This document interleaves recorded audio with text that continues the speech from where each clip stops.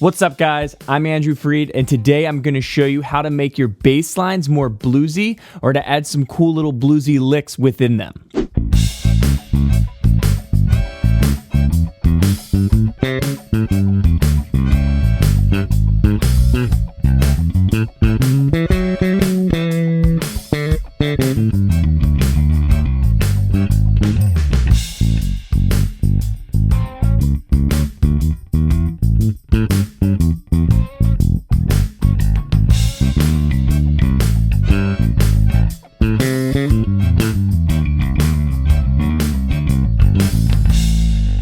We're going to mainly be talking about dominant seventh chords today, so make sure you know their arpeggio.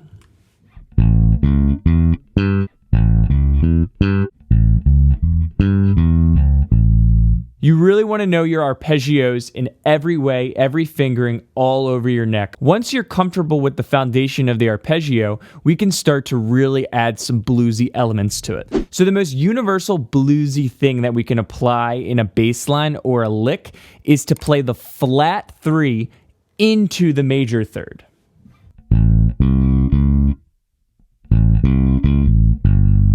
Our ears have been accustomed to this sound for decades.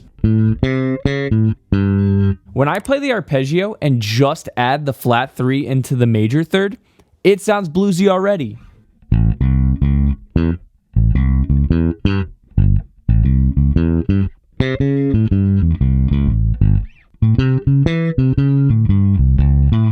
You can throw that within a walking bass line, bass groove, or solo ideas. Let's talk scales. There's multiple scales we can use that can help us sound bluesy. The major pentatonic scale is a very easy scale that we can apply to a blues. This involves the root, second, third, fifth, and sixth.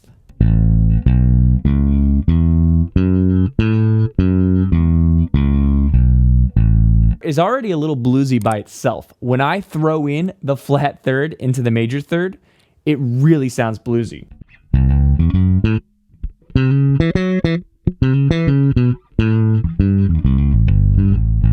When I add this flat 3 into the major third, it becomes a major blues scale. So a blues scale, people hear the blues scale. We're going to talk about this right after, but there's actually a minor one and a major one. They're derived from the pentatonic scales. 5 notes of the pentatonic, you add the 1 note of each and it makes them their respective blues scales. In this case, the major blues scale has that flat 3.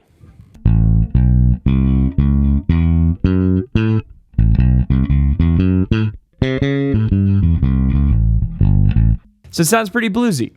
Let's talk about the actual blues scale. So I said that there's a major and a minor version of this. It's amazing how many people don't know that there's 2 versions of this. Most people just are thinking the minor blues scale. So this can work as well over this dominant chord to give a bluesy sound.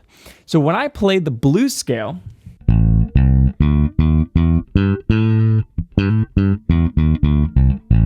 this has that flat 3 in it, but it also has a flat 5. This flat 5, or also known as a tritone when you're talking intervals, is a huge part of blues.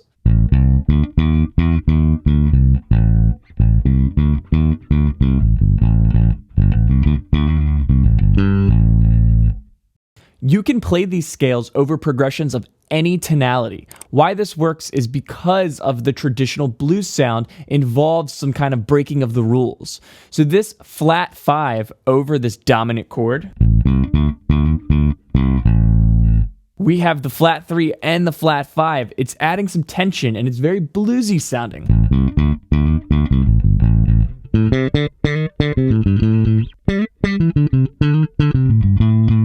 When I combine the flat 3 hitting into the major third and the flat 5, so you're pretty much doing major blues, minor blues over this dominant chord, it is the epitome of bluesy. Minor blues scale. Flat 3 into major third.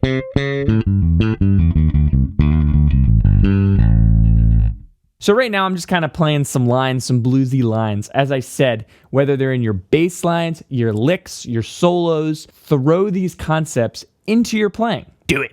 A huge part of blues is ornamentation. When I say that, I mean all the little things that make it sound cooler. Slides, hammer-ons, pull-offs, bends, trills. Throw that into these blues lines, especially when you're playing the flat 3 into the 3rd, or bending or sliding or pulling off into that flat 5. They all work.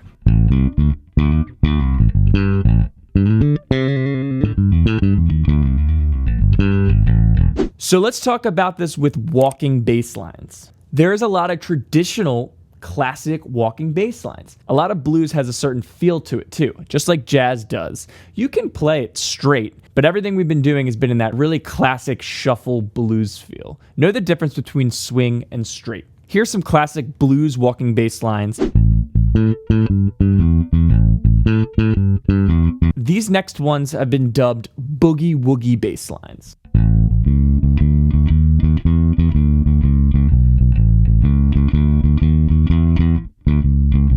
These are adding passing tones and approach notes from chord tone to chord tone. Another boogie woogie line is the one that involves that sixth. I mentioned that sixth scale degree is very common in blues.